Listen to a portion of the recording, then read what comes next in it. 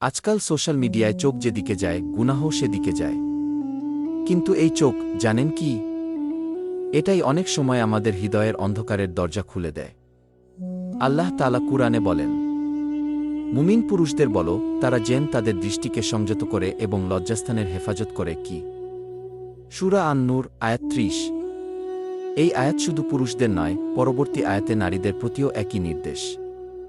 বর্তমান সময়ে social media, YouTube, Instagram, Facebook সবখানেই চোখের সামনে উঠে আসে অশ্লীলতা। একটা স্ক্রোলেই চলে আসে গুনাহর দাওয়াত। চোখ দিয়ে প্রবেশ করে এই গুনাহ, আর হৃদয় হয়ে যায় অন্ধ। চোখের গুনাহ ছোট মনে হলেও এর প্রভাব বিশাল। একজন সাহাবী বলেছিলেন, চোখের জিনা হল দেখা, আর দেখার পর আসে কল্পনা, তারপর কাজ। এটাই শয়তানের ধাপে ধাপে ফাঁদ। সোশ্যাল মিডিয়ায় সময় কাটানোর আগে নিয়ত ঠিক করুন।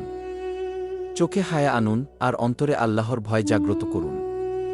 ইসলামিক কন্টেন্ট, দ্বীনি ভিডিও, কুরআন তিলাওয়াত এসব দেখুন। নিজেকে প্রশ্ন করুন, এই দৃষ্টি কি আল্লাহর সামনে দেখাতে পারব?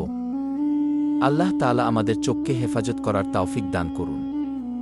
হৃদয়কে করুন আলোয় পরিপূর্ণ, যেন এই চোখ হয় জান্নাতের পথের দিশারি, গুনাহর দরজা না। চোখ বাঁচান, অন্তর বাঁচান।